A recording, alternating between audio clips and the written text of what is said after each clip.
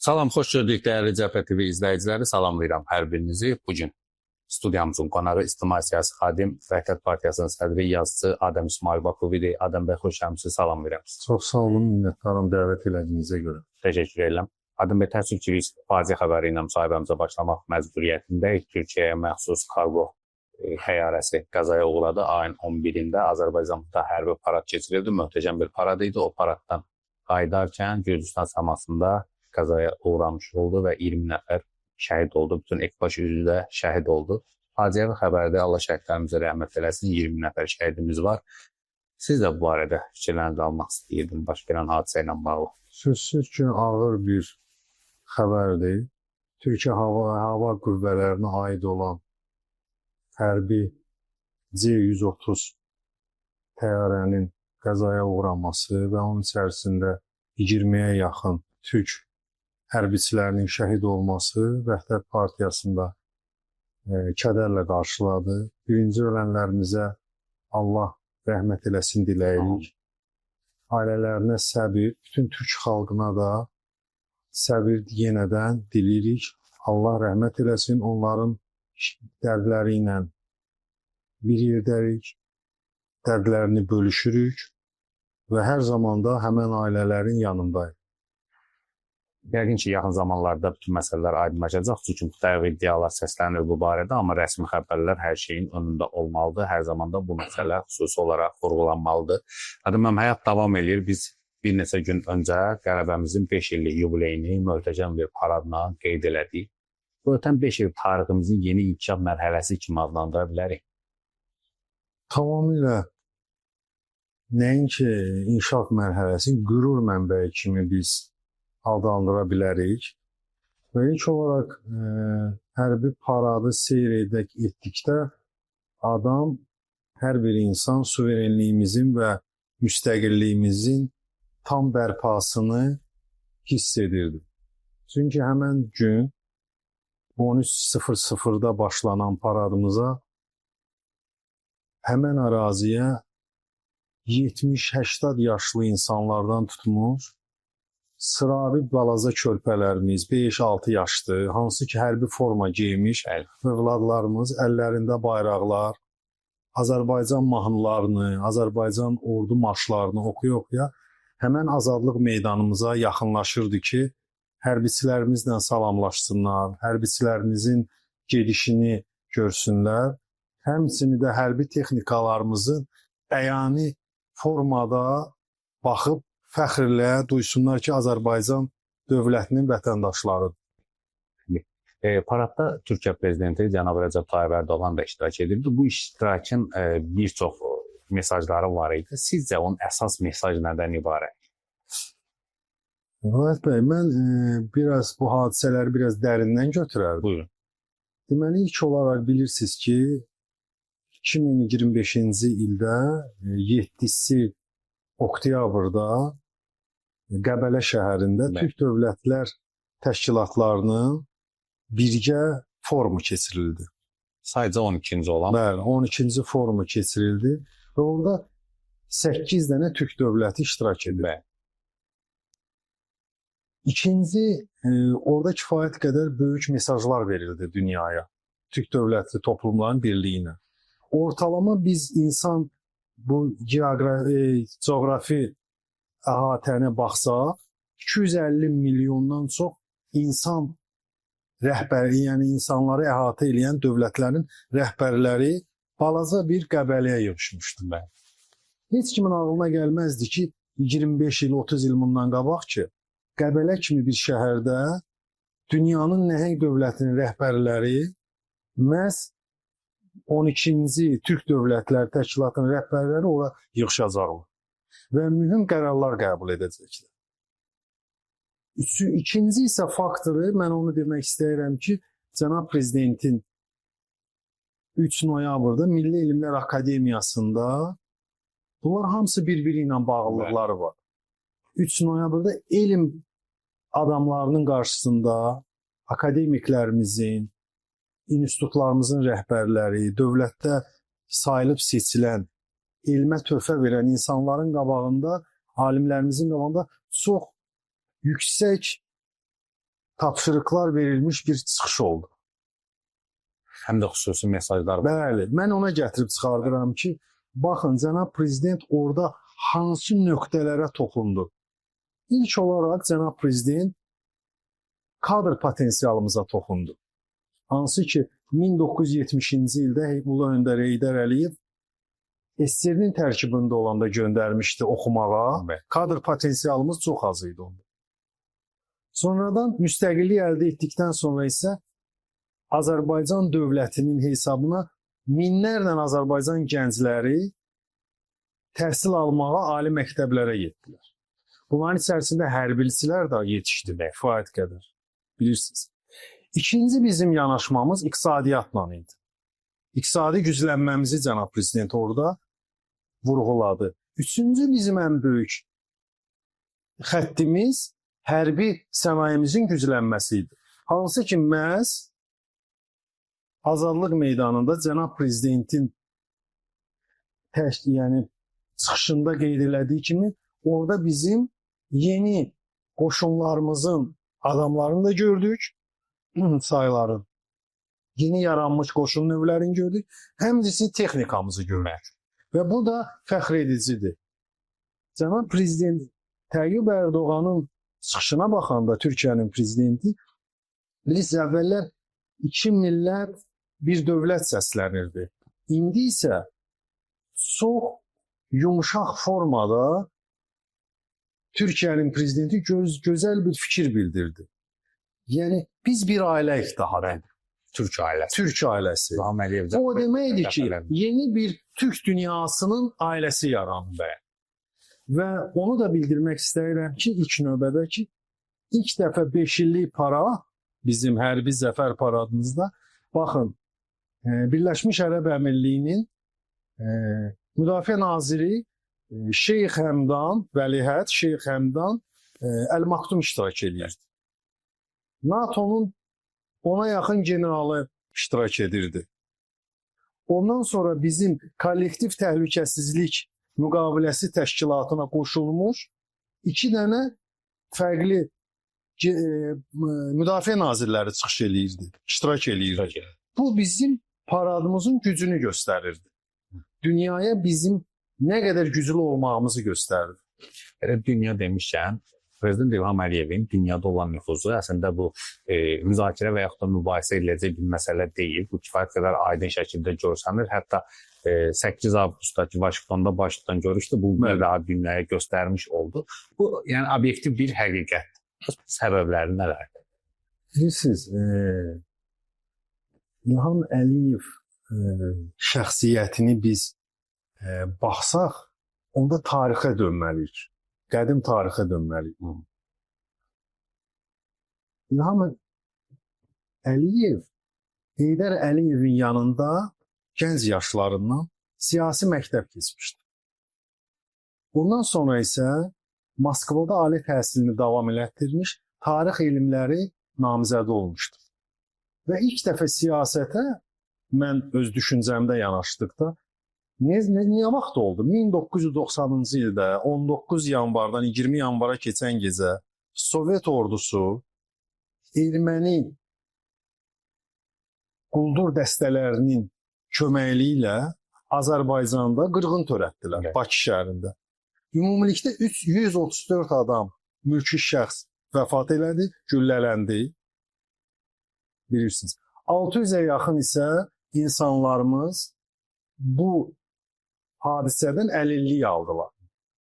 Və yadınıza düşərsə, bir gündən sonra Heydər Əliyev Azərbaycanın Moskvadakı nümayəndəliyinə gələrək, öz yaxınları ilə gələrək qəti etirazını bildirdi. Onun yanında kim var idi? İlham Əliyev. Bir sual verim sizə. Həmən dövrdə siyasi rəhbərlikdə olan şəxslərin hansının övladı çıxıb bir fikir bildirdilər? Heç bir. İlham Əliyev həmən vaxtı siyasətə başladı. Gəlin, dönək Azərbaycanın müstəqilliyinə. Azərbaycan müstəqilliyində İlham Əliyev 1994-cü ildə Azərbaycan Dövlət Neft Şirkətinə birinci vitse-prezident, sonra birinci vitse-prezident seçildi. Baxın, Azərbaycanın əsrin kontraktı imzalanmamışdan qabaq kifayət qədər BIP-də konsorsiuma daxil olan neft şirkətləri bizə böyük problemlər yaradırdılar. Onlar imzalamaq istəmirdilər. Onların hər biri öz istəyi var idi. Bu danışıqların hər birində İlham Əliyev iştirak eləmirdi. İlham Əliyev məhz bu kontraktın hazırlayan şəxslərdən biri idi. Azərbaycanın xeyrinə. Bunu yadınıza düşər rəhmətli xoşbəxt Yusifzadə. Çox Azərbaycanın bəli dahi bir neftçisi idi. Azərbaycan nəinki Azərbaycanın, bütün dünyanın dahi insanlarından biri idi. O hətta yadınıza düşür, öz yubileyində bir gözəl bir çıxış elədi.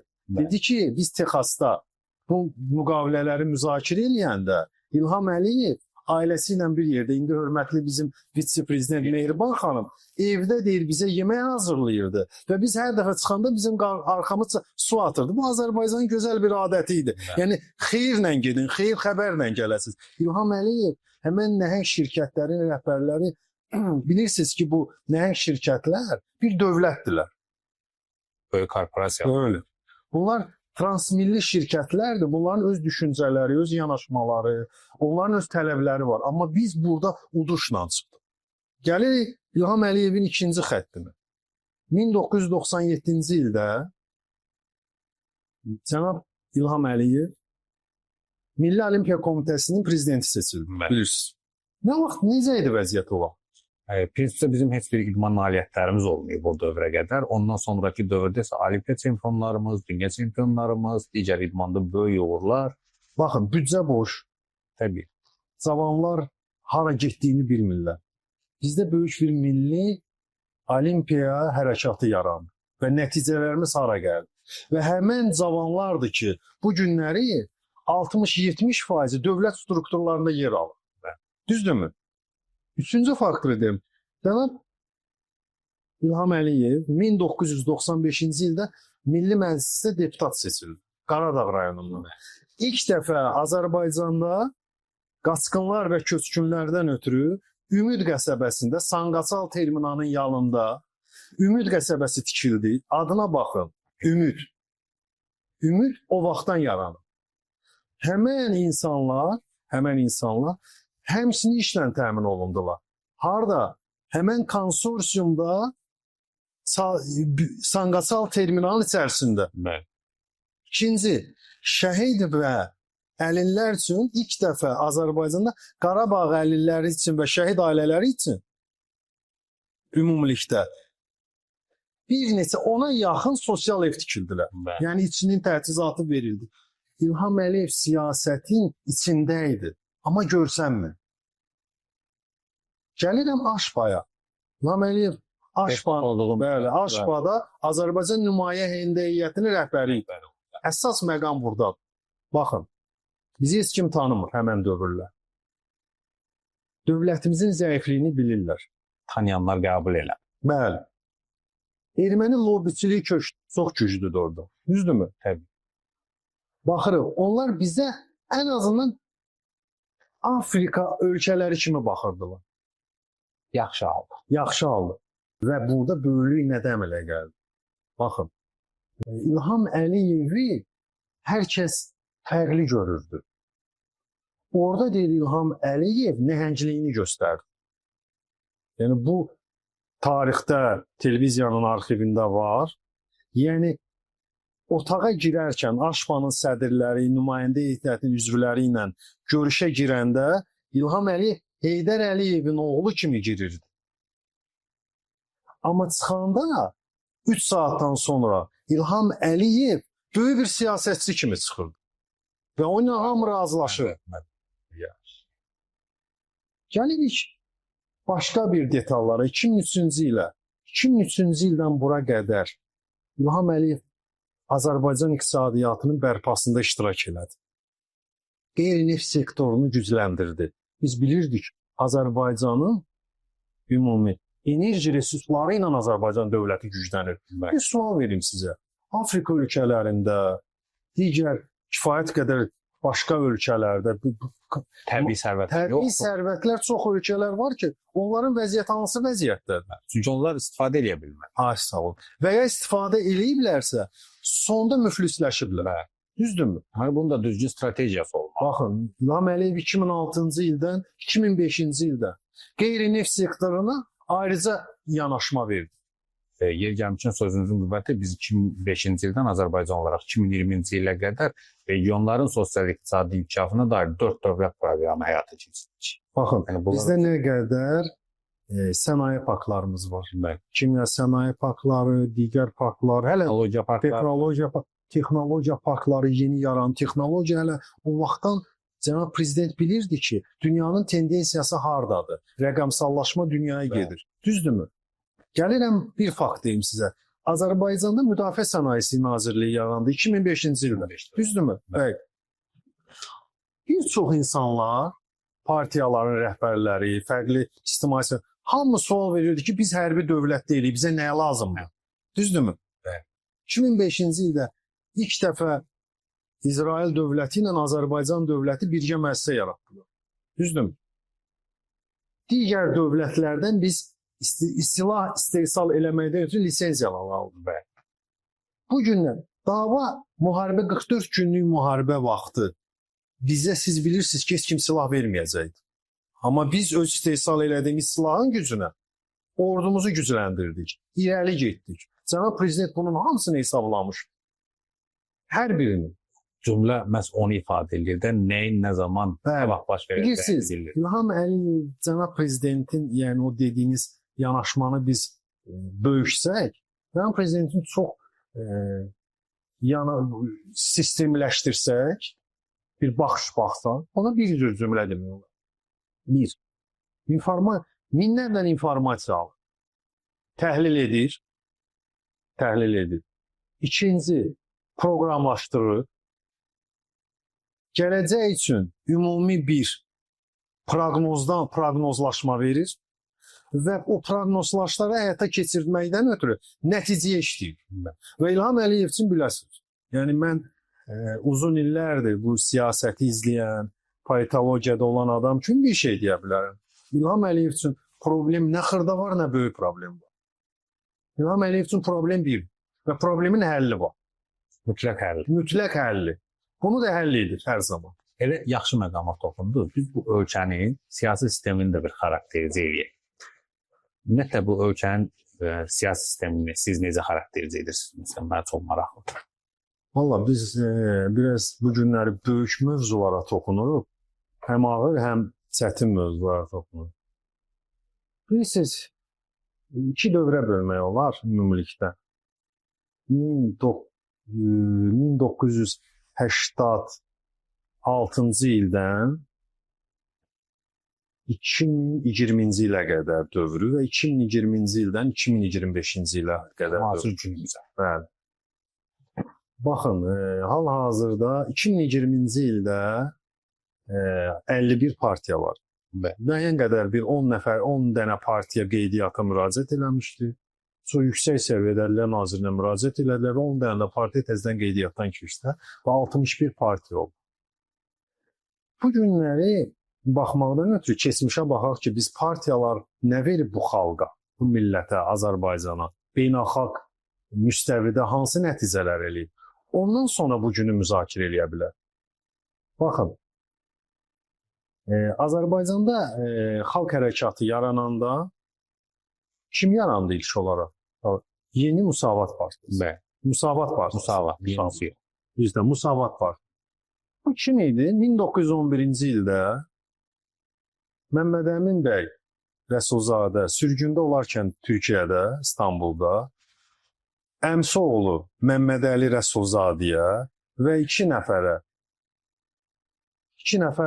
ümumi 4 nəfərlə bunlar Abbasqulu bəy və Tağı bəylə bir yerdə 4 nəfərlə Müsavat Partiyasını yaratdılar. Düzdürmü? Gəlir ikinci. Xalq hərəkatı yarananda, müstəqilliyimiz əldə olanda Müsavat Partiyası yarandı və xalq hərəkatının içərisində xalq cəbhəsi yarandı. Düzdürmü? Bunların parçalanması nəticəsində 80-a yaxın partiya yarandı. Amma bunlar dövlətə, xalqa, millətə nə verdilər? Bu ağır mövzu. Çox ağır mövzu. Çox ağır. Amma 2000 Onun üçün bizim saatımız da kifayət qədər ki, o izah baxın. tamamilə düz deyirsiniz. Yəni əvvəllər siyasi dövlətlər var idi. İndi geosiyasi liderlər var. Evet. Geosiyasi lider, bax bayaqları mən fikri tamamlamadım. İlham Əliyev geosiyasi lider. Bu günləri hamı ilə bərabərləşir, razılaşır, yollarını müəyyən eləyirlər, hardan hara gedəcəklər. Bu günləri əgər Türk dünyası partiyalar haqqında danışacaq kifayət Keçirdim qədər. o məsələyə. Hə. İnansız ki, bir şey deyim sizə. Baxın, paradımızda baxın, 251 milyonluq Pakistan dövlətinin Şahbaz Şərif iştirak edir. Nüvə silahı olan bir ölkə. Nüvə dövləti. NATO dövləti Türkiyə. Hayır. Türkiyə 75 milyon. Deməli, bir Azərbaycanda yəni hərbi paradına, zəfər paradına 350 milyonluq bir ordu keçir. Bəli. Bu boş-boşuna deyil. Bunun məntiqi sonluğu olmalı. Və məntiqi sonluğunu da İlham Əliyev bilir. Və bunu da demək istəyirəm ki, Türk dövlətləri bu günləri Qəbələdə qərar verilib ki, Türk dövlətlərinin bu günləri dünyada siyasətini məhz İlham Əliyev həyata keçirdəcək. İstəyir Amerika ilə, istəyir qonşu ölkələrlə, istəyir Avropa ilə. Yəni bu tamam 100 bəllidir, bu görsənən bir yoldur və bununla da biz fəxr edirik. Siyasi partiyaların 2020-2025-ci ilə yolunu isə bilirsiniz, müxalifət iqtidar dialoqu 100 il dəfələrlə oldu. Bəli. Sonra bundan sonra birgəlik oldu, milli həmrəylik oldu. Bu hansı dövr oldu?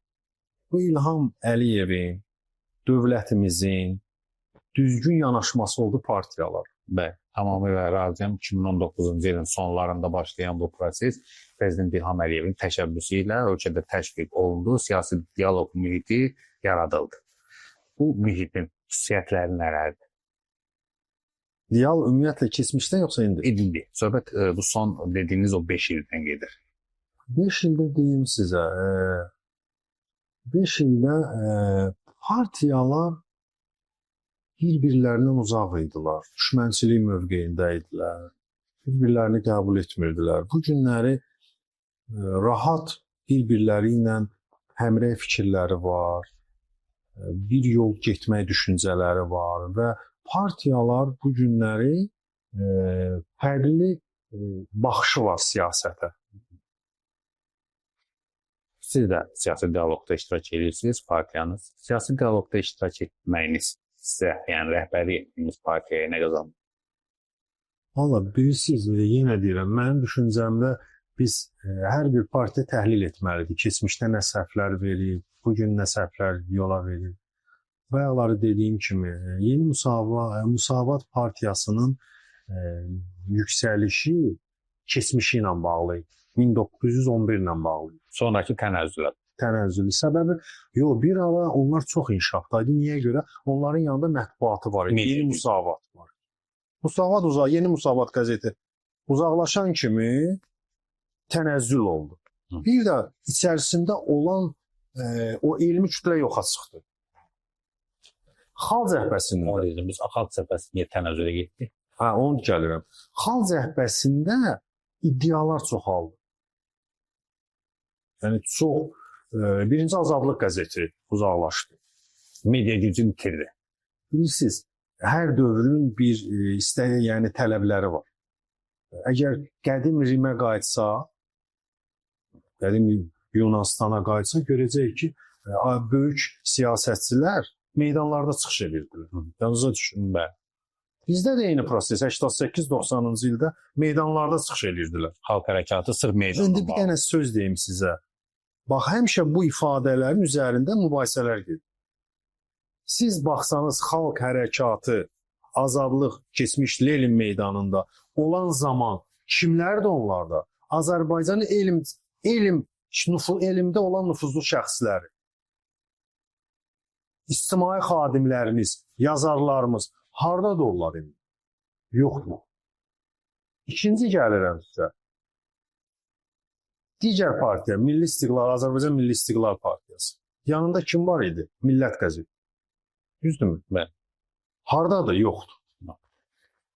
İnsanlar, həmən dövrün insanları, bizim insanlar, qəzet oxuyurdular. Siz yadınıza düşər.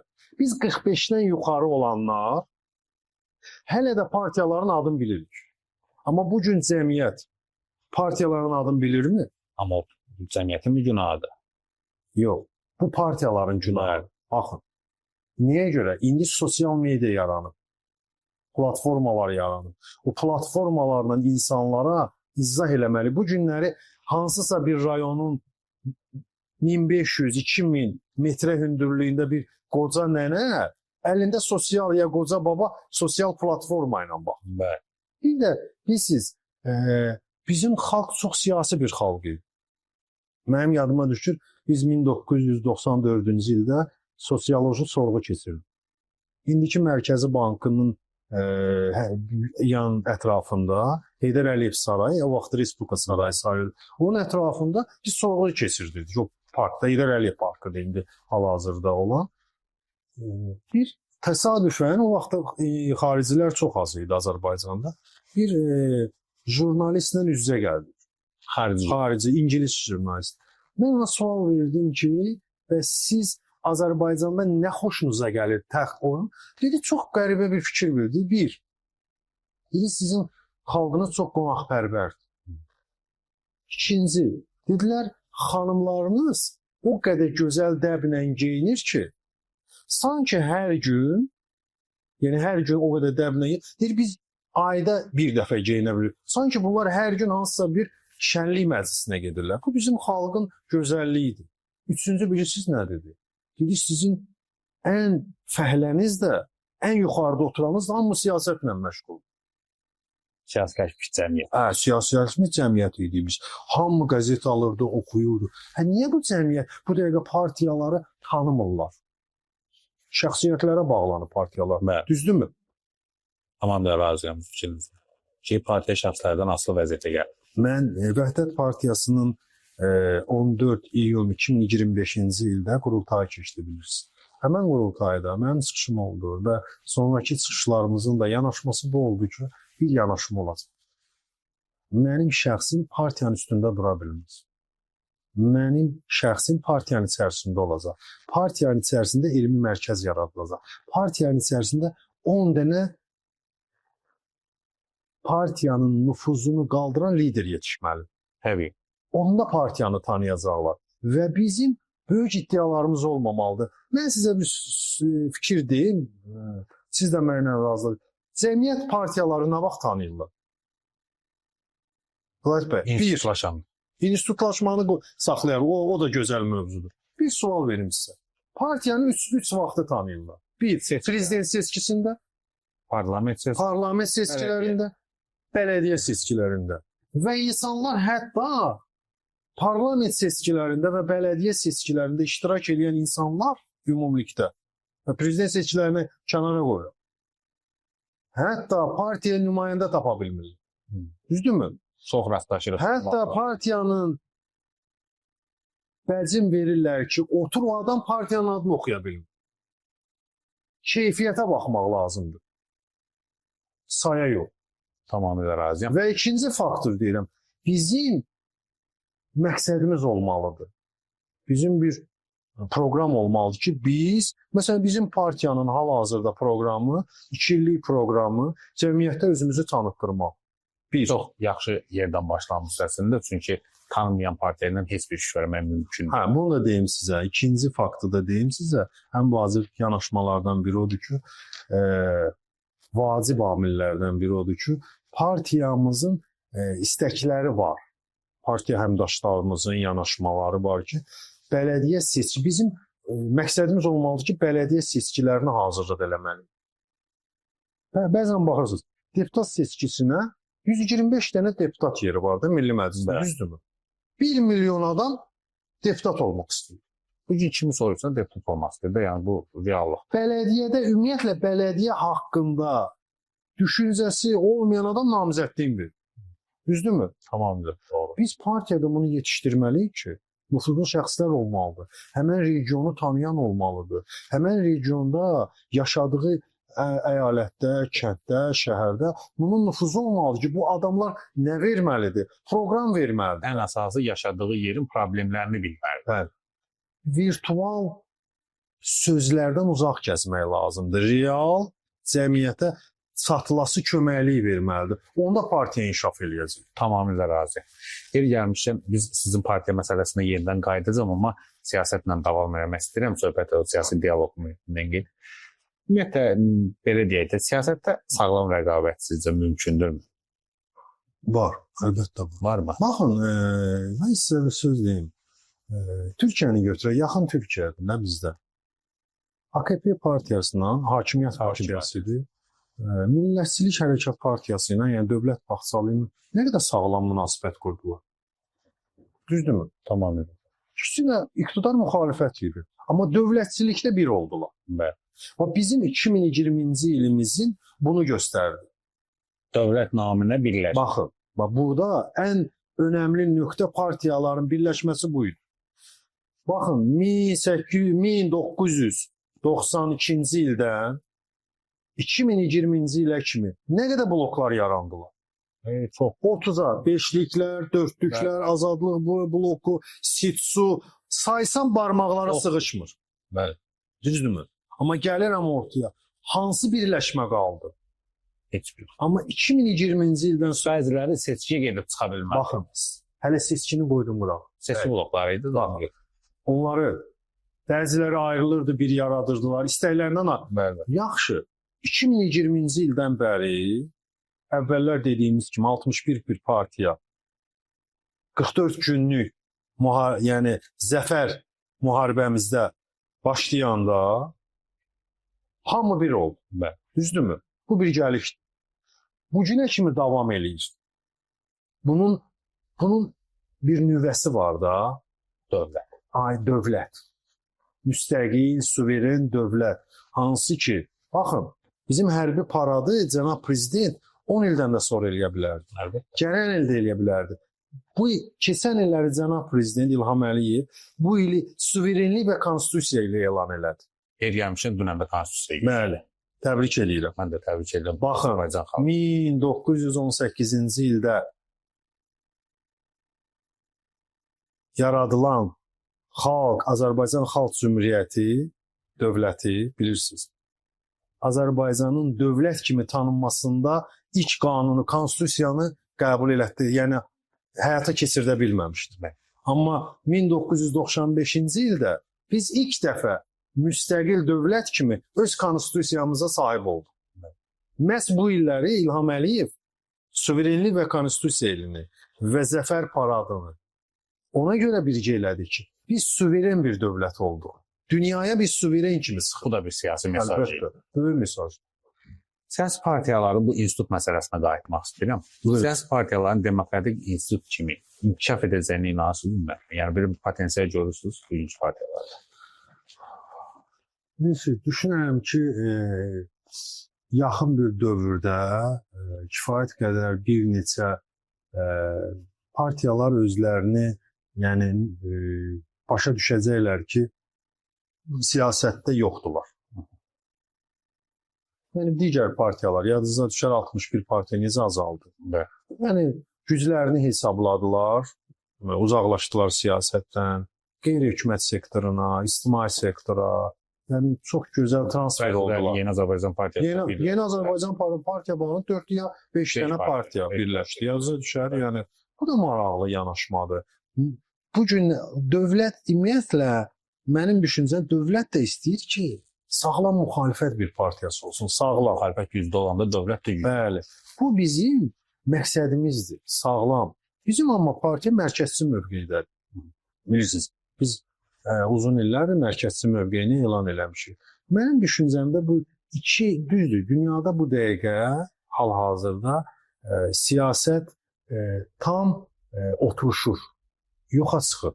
İnsanlar siyasətlə maraqlanmır. Amma inanınız ki, bu siyasətsiz də iqtisadiyyat olmur, iqtisadiyyatsız da siyasət olur. O bir-birindən asılıdır. Bəli. Ona görə yeni liderlər çıxacaq partiyalar. Hansı ki yeni simalar olacaq. İnsanlar onları qəbul edəcəklər. Məsələn, sizin Vəhdət Partiyası, rəhbər olduğunuz partiya, digər partiyalardan nə ilə fərqlənir? Sizin 5 fərqi deyə bilərsiniz. Mən fərqli fikir deyim sizə. Bir, əgər götürsək bugün 26 partiyanın məqsədlərini, ortalama hamısında 6 məqsəd var. Millətçilik, milli düşüncə, aydınlaşma, beynəlxalq, yəni beynəlmilər, yəni fərqli ana dilimizin qorunması, sosial rifahın formalaşması. Biz də onların içərisindəyik. Amma bizim biraz bu dəqiqə səmtimiz modernləşməyə gedir. Cənab Prezident necə ki, rəqəmsallaşma dedi, süni intellekt dedi, biz ora istiqamət götürmüşük. Yəni, biz hər bir şəxsin qapısını döymək istəyirik. Bunun səbəbi nədir, deyim sizə. Azərbaycanda Yeni Azərbaycan Partiyasının 700 min üzvü var. Düzdürmü? Digər partiyalarında 5 mindən, 6 mindən hesablasaq, ortalama 120 min insan sayılır. Düzdürmü? 8-900 min. Biraz da belə 1 milyon. 1 milyon. Azərbaycanda nə qədər seçkisi var? 6 milyon 421 min, 22 min seçici var. Seçicimiz var. Bunları vururuq uça. Yəni seçicimiz var. 1 milyonu biz vururuq uça. 3 milyon. Yox, 3 milyon. 3 milyon bir tərəfimiz var. 3 milyon 400 min bir tərəf var. Biz bunun 10% üstündə bu müharibə eləyirik. Yəni istəyiniz onun üzərində. Bizim məqsədimiz, fəaliyyətimiz, yanaşmamız odur ki, onun 10%-nin partiya gətirmək yox ha. Bizdə bilirsiniz, yanaşma nə cürdür? Biz mütləq sən bizim partiyanın üzvü olmalısan. Sən mənim partiyamın tərəfdaşı olmalısan. Sən partiyaya sadəcə gəlib kənardan baxa bilərsən. Bu məqsədlə əlaqədar olaraq ola bilsin dünyada mı? Yəni dünyada bu sistemi bəzi nazirliklər, bəzi təşkilatlar həyata keçirdi. Biz də Vəhdət Partiyası kimi ilk dəfə sədrin müavini təyin eləmişik və hal-hazırda onun üzərində iş gedir. Süni intellekt sədrin müavini olacaq, qadın olacaq, Azərbaycan qadın olacaq və siz düşüncəndə, mənim düşüncəmdə siz düşünərsiniz ki, hansı ad ola bilər? Yəni nə olacaq? Məsələn, mən bir jurnalist çıxımında necə açıqlamağı təqdim edəcəm? Siz açıqlama kimi verə bilərsiniz. İlk dəfə dünyada, Azərbaycanda ilk, şərq dünyasında, şərq həmişə birinci olub baxır. Hər bir şey. Gəlmişəm, bu çox maraqlı bir əslində yanaşmadır.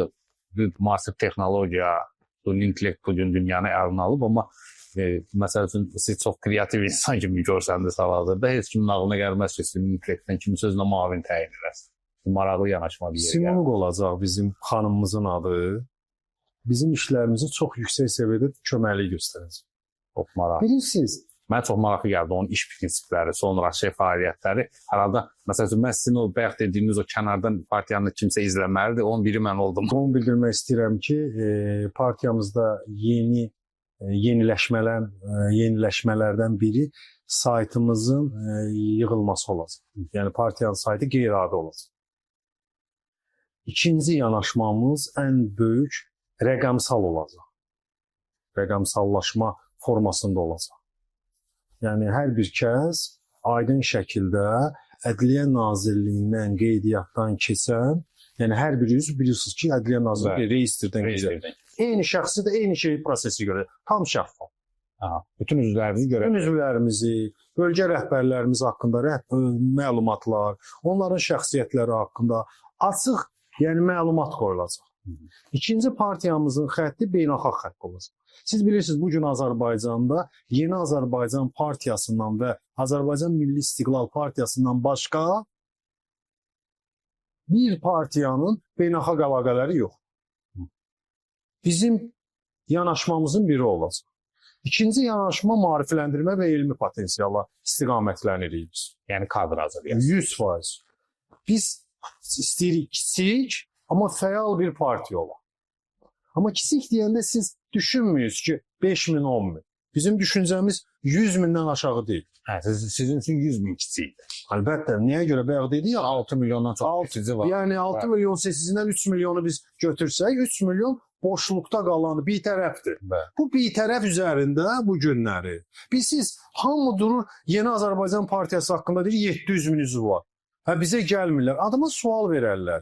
Axı sən 3 milyon üzərində bir tərəflə mübarizə aparır da, bilirsiniz o bir tərəflər nə? Niyə gedib yaptığını götürüb çəkətmək istəyirsən? Bilirsiniz 3 milyon bir tərəf böyük rəqəmdir, çox böyük rəqəmdir. Yenə deyirəm, bunlar o demək deyil ki, gəl mənim partiyam üzvüm ol. Xeyr. Birinci vacib odur ki, partiya haqqında məlumat olsun.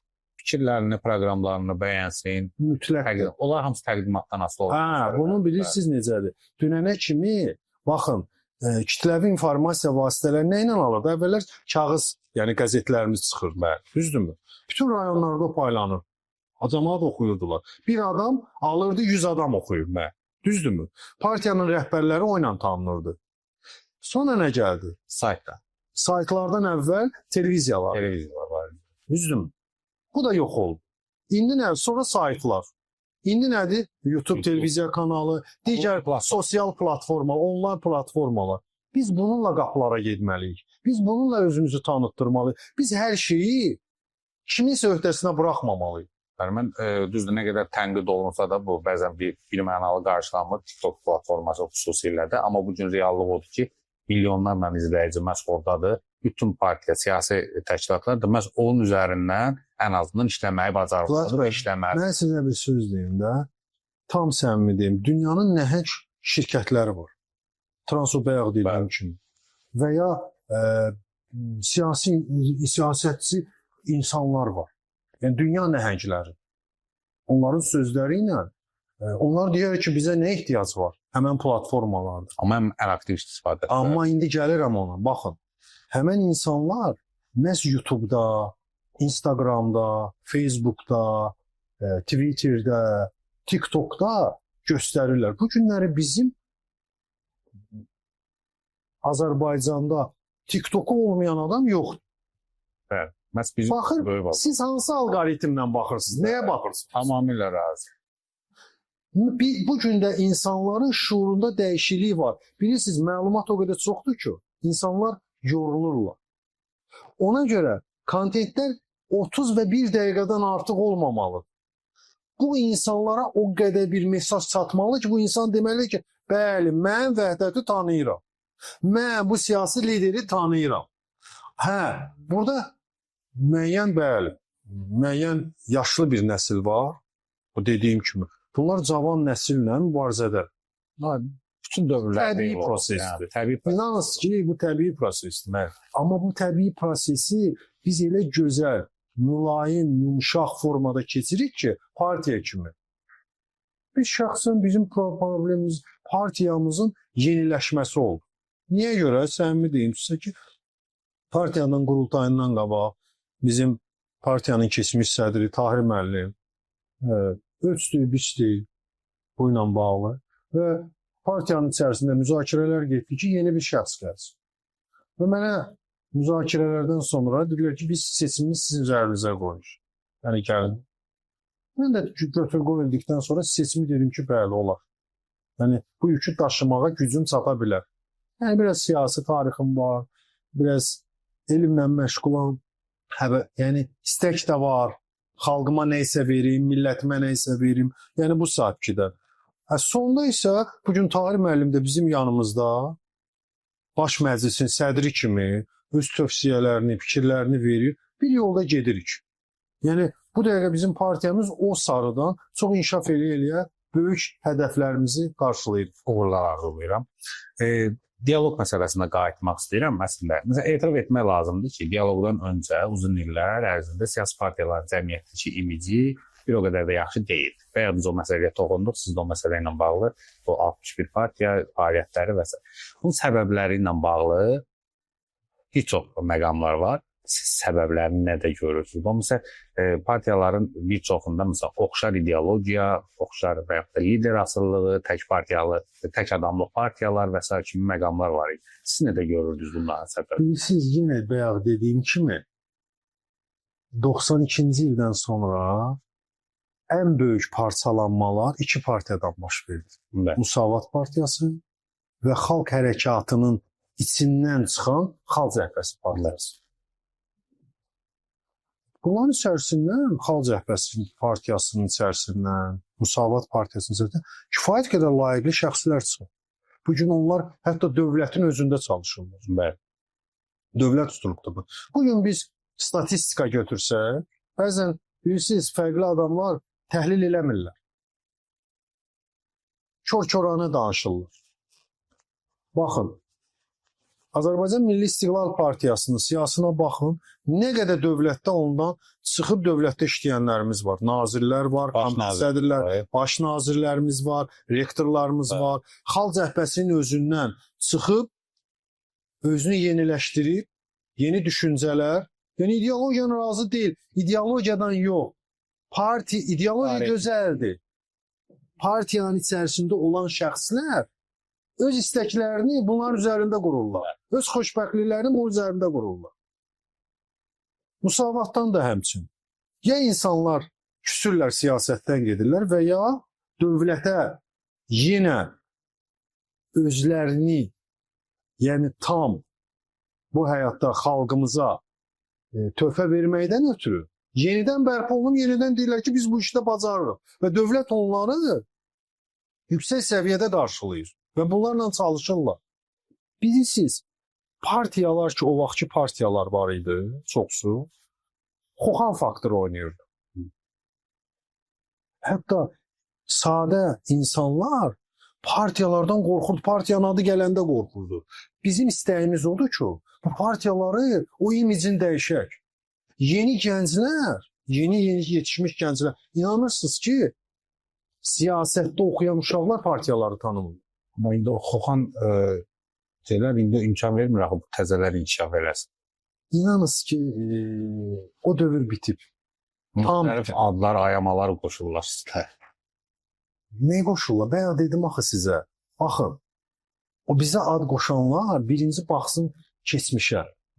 Ki, 93-cü ildən 2020-ci ilə kimi 30-a yaxın blok və təşkilatlar yaranıb.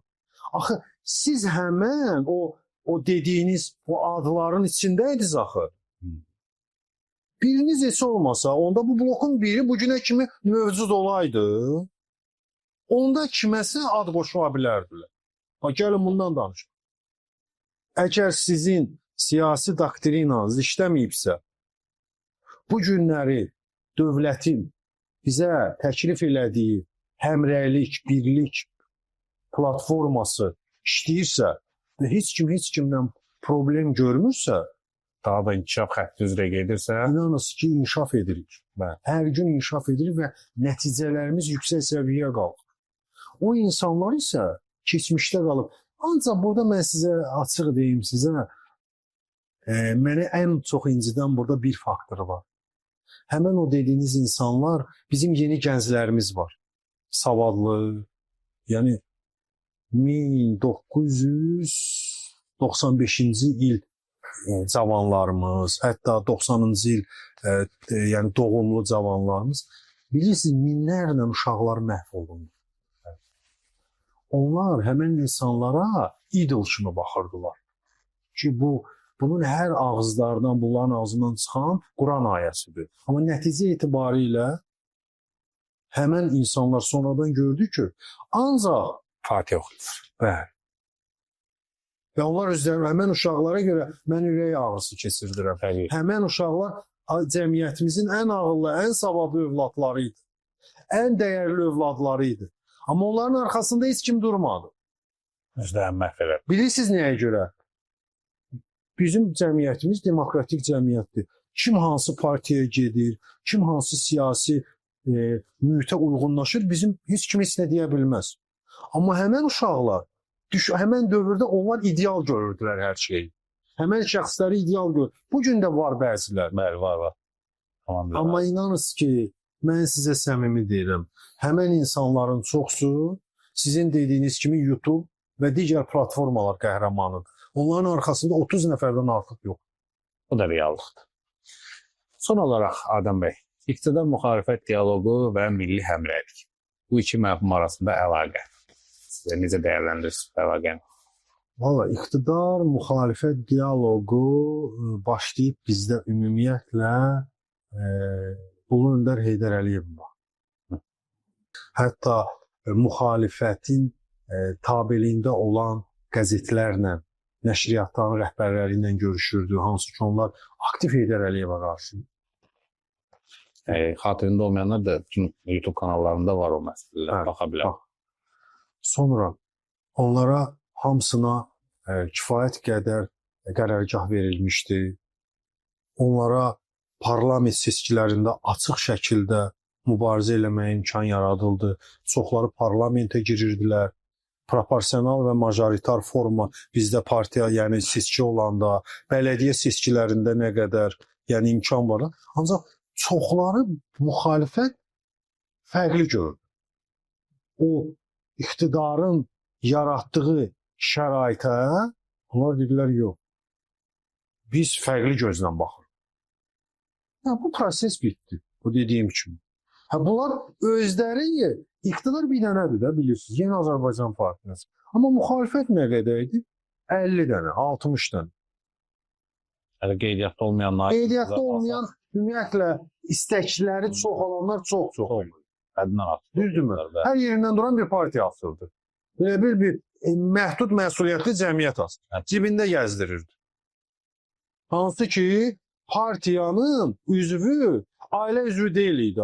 Ailə üzvü Yeni Azərbaycan Partiyasının üzvü idi. Və ya digər partiya. Bu özündə deyirdi ki, mən partiyam nəyə görə bir dənə o yəni qərargah verib oturmuşdu və böyük məktublar yazırdı.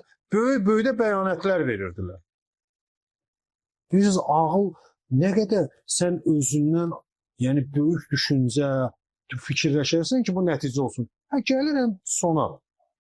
2003-cü ildə İlham Əliyev hakimiyyətə gəldi. Partiyalarla bağlı yenə bizə qarşı o qədər mülayim, düzgün siyasət yürüdüldü ki, hamı başa düşdü ki, hansı yola çıxmışıq. Ona görə ki, İlham Əliyevin yanaşması beynəlxalqdır. 2020-ci ildə dediyimiz kimi bir dialoq mühiti yaradıldı. Sağ olsun. Ölkə rəhbərinin müsbət yanaşması ilə müəyyən, yəni adiyyatı olan qurumlar, siyasi şöbə bir təkliflə çıxış elədilər ki, gəlin siyasi bir dialoq edək. Bilirsiniz, ildə hardasa 3 dənə, 2 dəfə bizim Bakı tədbirimiz olur. Hər kəs orada öz fikrini deyə bilir. Yeni Azərbaycan Partiyasının sədrindən, sədr müavinindən, aparat rəhbəri Tahir müəllim, Budaqovdan qabaq digər şəxslərdir. Biz açıq şəkildə fikrini bildik. İkinci, biz rayonlara gedirik. İşğaldan azad olmuş ərazilərə. İşğaldan olmuş ərazilərə, Qarabağa, inşallah Şərqi Zəngəzur, yəni inşallah o yolu da görəcəyik. O səfərlərdə mən də iştirak edirəm, mən də o yolu görmək. Şərqi Zəngəzuru da görəcəyik inşallah. İnanın ki, olacaq. Təbii biz inanırıq bu məsələlərə. Və bu hadisələr... Artıq inanırıq. Baxın, bayaq dediniz, biz nə ilə başladıq? Zəfər paradı. Zəfər paradı. Bu elə belə deyil.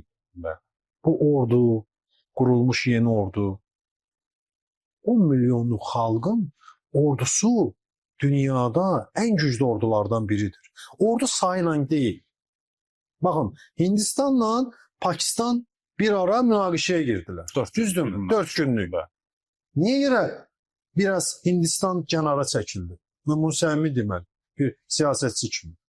Ona görə ki, Hindistanın tərkibində kifayət qədər Pakistanlı var ki, vuruşqan Pakistanlıdırlar. Onlar ona görə çəkinirlər. Azərbaycan ordusu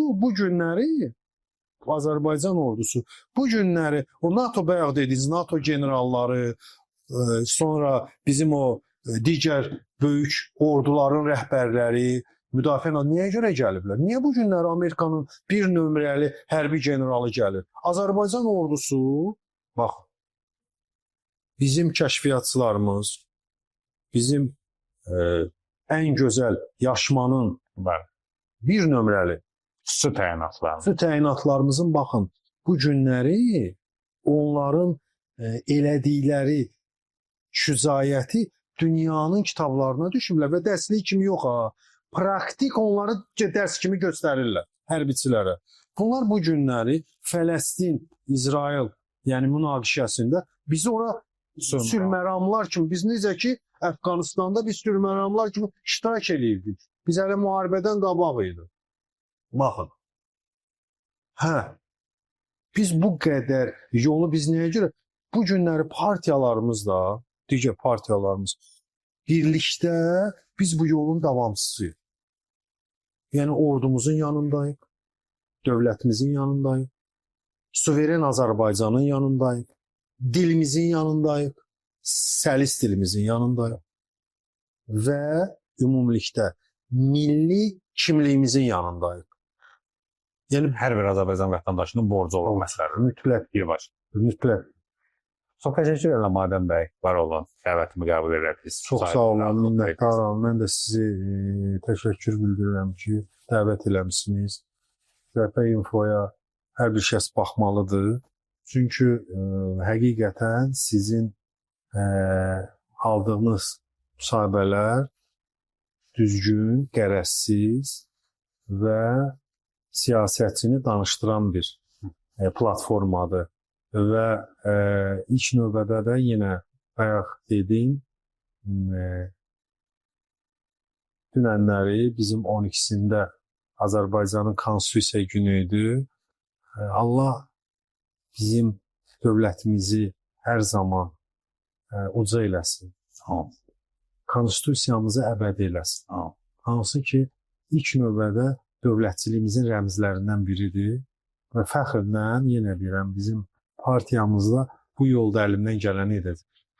İnşallah. Dəyərli Cəbhə TV izləyiciləri, hər birinizə dərin təşəkkür bildirirəm. Bizi izləməyi unutmayın, verilişi bəyənin, paylaşın. Xatırlatmaq üçün qeyd edin ki, bugün yayımın qonağı İctimai Siyasi Xadim Vəhdət Partiyasının sədri, yazısı Adəm İsmail Akov idi. Hələlik növbəti müsahibələr görüşmək ümidi ilə.